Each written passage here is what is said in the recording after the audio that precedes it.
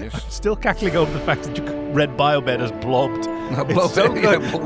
I've definitely done the same thing myself. It's like, it's just like for some, just maybe might have just been a speck on the screen or Yeah, something exactly. that turned an I into an L. And It's kind of a good thing that we keep forgetting these things so quickly, because otherwise it'd be an impenetrable morass of like self-referential like in-jokes. oh, good point. Yes, I mean, which like on The Greatest Generation, The Greatest Check are a huge feature, but also it's absolutely incomprehensible, like coming into a later episode. I can imagine, if you haven't done that, if you haven't followed, like, I mean, how many years they've gone like through quite a few Yonks and yonks and yonks. Yeah, like they're 6 bays. It's always the Borgs. Jake Sisko is for some reason Jake. Yes, I heard of that one. Yes, which always makes sense in the sentence. For some reason, Jake walks in the room. Oh, we faded in. Look, we did. Look at us. Oh, how great how we all manage to spontaneously do that every time, isn't it? Isn't it? And we're also doing podcast voices. You know, the voices that we do on the podcast. It just sort of happens that way. Hello everyone. Listeners. Welcome. It's story time on The Joy of Trek. I'm Kaki. I'm Kay. And the Chief has selected another banger for us today. Yes, the story is called Not Really an Only Child by The Stars Are Winning. Or the Starsarewinning. No, I can't make anything out of it. The thestarsarewinning? Yeah, something like that. I was trying to do one of your... Maybe thestarsarewinning. Thestars are still winning. No. Re-winning. Thank you, the stars are winning. And the summary, which we gave last time, were... What brothers and sisters? The lizard ones, Miral reminds him, patient and only slightly patronizing in a way most 6-years are just beginning to learn. So the author says, I meant to have this ready for Threshold Day. Threshold Day? Oh, yes, that's somewhere in January, I think. Okay. It's when Threshold aired. But turns out watching Star Trek took priority over writing Star Trek. Fair. This is just a ridiculous idea that wouldn't leave me alone after watching Threshold and reading too much fic. Oh, Stardate's 60203.5 is supposed to be Friday's 27th of January 2384. If you believe a Stardate calculator, I found only the 29th should have been a Sunday. Okay. I have no rights to anything. I'm just borrowing other people's characters to play house. And there are some more notes at the end of the story, which we will cover then. Tuesdays and Fridays happen to be the days Tom's cheeriest. Oh, Tom is cheeriest, yes. Tom's what? Tom's cheeriest what? Tom's cheeriest what? But, everyone knows those are the best times to catch Commander Paris if you need help or have a question. But you have to be quick about it as he leaves the Academy's flight school 30 minutes before Morale's elementary school finishes for the day, no matter what. Stardate 60203.5 is no different. He's not the first parent in the playground when he gets there, though he's the only Starfleet parent and he gets the usual looks while he leans against the wall by Morale's classroom. He's fairly confident now that it's just the uniform that does it, rather than the shadow of Voyagers left over all of them. But the parents are otherwise friendly enough, even if he still doesn't know all that many of them. The school itself is a far cry from the one he went to. Small, fewer pupils, and surrounded by gardens, Miral is forever bringing bugs home from. Though it's only a 15-minute walk from his parents' house in San Francisco, and 20 from the apartment he and B'Elanna have in Fleet Housing. Miral is the second one out of the classroom door when it opens. Tom ducks predictably down to her height, to swallow her in a hug as she reaches him, even though she's getting progressively more grown up. Now that she's in first grade, and he's waiting for the afternoon, she shrugs him off. Oh, what a sad prospect. No. Today, though, she barrels into him, her face smushing into his cheek, and Tom doesn't even mind that she also wipes her nose against his uniform. Hi, Munchkin. He sweeps her off her feet and straightens up. It makes Miral laugh and squirm as he half carries her, half swings her round as they move away from the stream of other children leaving. Good day? Miral's nose... I have trouble reading this ever since friend of the show, Solly, made the joke, the beatings will continue until Miral improves. Wow. Which is a horrifying prospect of a young Klingon girl in school. Anyway, Miral's nose scrunches as she thinks, and then nods decisively. We're growing our own plants in science. Mine's going to be a sunflower, and it's going to be taller than I am. Taller than you are? Tom grins, and Miral beams up at him, serious. Maybe even taller than you. School also has a new kid starting next week who's moving from Mars. Well, And they all had pizza for lunch and played kickball. And they have a new project for homework. family trees, huh? Tom asks, as they're walking down the quiet residential street toward his mother's house. I bet we can get started tonight if you want. Maybe even ask Grandma. Back somewhere, your great, maybe another great aunt, she was a Commodore. She looked after a whole space station. Miral gasps, showing the gaps in her teeth. In space? Oh, this is a reference to Star Trek Beyond, where Shorey Aghdashloo plays a Commodore. You know, it's the J.J. Abrams films. I think that one was done by Justin Lin. You know her as Christian Avasarala from The Expanse? Yeah. And her name is Commodore Paris. And it suggested that maybe... Yeah.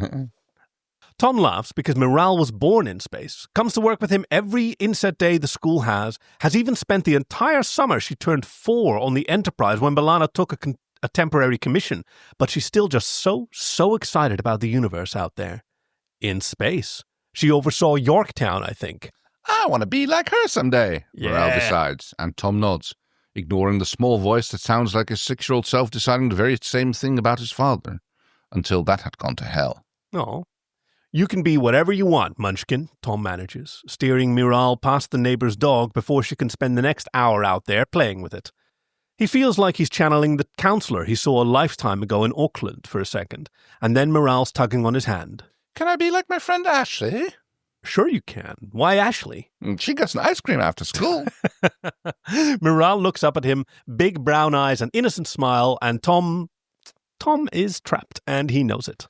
It's Friday after all, and ice cream doesn't sound half bad right now.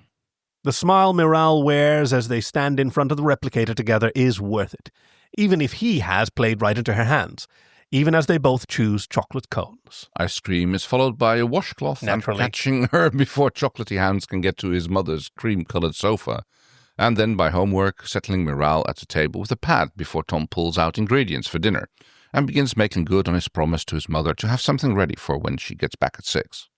He's always tempted, even after 6 years, to break out some of Neelix's recipes, but none of them are the same without Leola root. Probably better without it, but... Tom's halfway through peeling carrots, fresh and homegrown rather than replicated, when Miral throws her pad down. Tom jumps, narrowly avoiding peeling his own thumb. The sharp breath in Miral is a warning, and she pushes at the table out of frustration. I can't make it fit. I can't get it to show you and Mommy and Uncle Harry and Aunt Libby and Captain Janeway and Grandma and... She pushes the table again and her cup wobbles, spilling over. Lemonade splashes across the table and she opens her mouth, torn between crying and apologizing. Okay, Tom swoops in, snatching the pad up and away from the rapidly spreading pool of lemonade and dropping a cloth onto the table. Deep breaths. It's okay. He drops a kiss to the top of her head, lets one hand smooth over her hair before he salvages what he can off the table, gathering his mother's old cloth napkins for the refresher. He lets Miral cling at him, turned around in her seat to hide her face in his stomach until she stopped sniffling, her breath no longer coming in frustrated gasps. When he lets go, she blinks up at him, her face red and blotchy, and it hits him again like a knife. How much he loves her. Tell you what, Tom says slowly, thinking, let's do this 20th century style instead. Miral, as much his child as she is B'Elanna's, doesn't bat an eye at his suggestion. She follows easily as he heads up the stairs towards his old room, never gotten rid of, not completely, by his mother, despite everything. Currently, it's half his room, half Miral's play space, and maybe 1/10 storage for his mother's old craft projects. But Tom digs around in the bottom drawer of his childhood desk and produces a sheaf of paper, edges curling and slightly yellow, triumphantly. He presents it to Miral and grins, and she grins back at him, even if she's not quite following. She has paper books, though, some at least, and she's had colouring books, he's sure, when she was really little. Back downstairs, Tom programs the replicator and joins Miral at the table with a ream of sheets, now secured together with tape.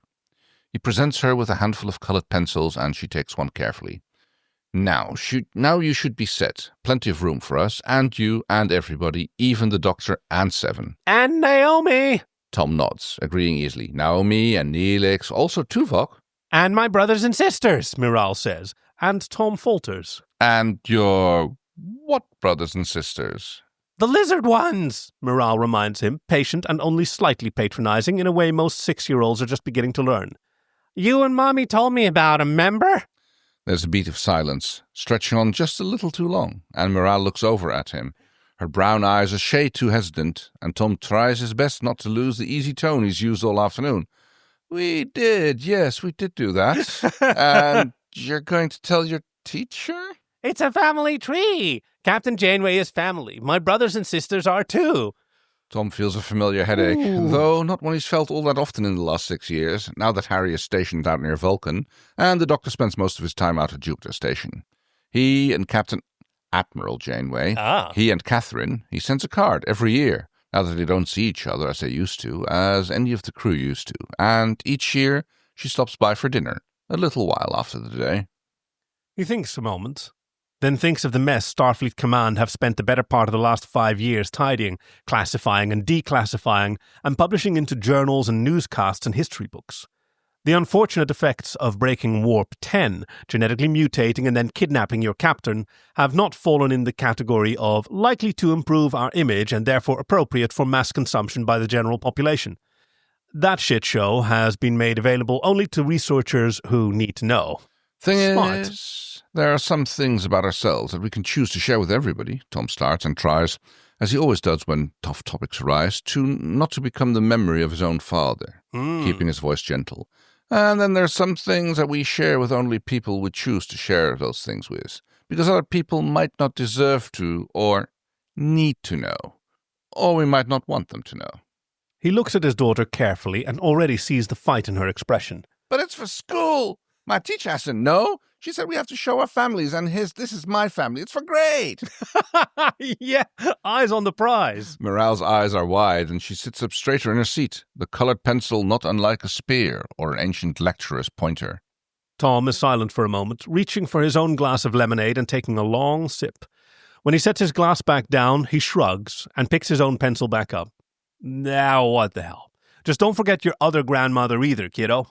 Miral's eyes widen slightly at the cuss word, though both she and Tom know she's heard much worse from her mother, and she nods. So Snee is in sto vo kor. She's a ghost. Tom can feel a parent-teacher conference in his future. So, notes. I'd love to see what you think. Leave me a comment. I'm also on Tumblr, also as The Stars Were Winning, but I currently have OFMD, Brain Rot. Mm-hmm. OFMD, OFMD? Don't know what that is. Okay. And can be found on Izzy Mean Lesbian Hands. Okay. Izzy Mean Lesbian Hands. Feel free to come by and say hi. Well, so thank you, The Stars Are Winning, or Izzy Mean Lesbian Hands. I don't know why one person gets to have two such amazing names, but please keep them coming. I mean, that's how the internet works, you know. You come up with good shit. And like, hey, check it out. I'm the Grungler.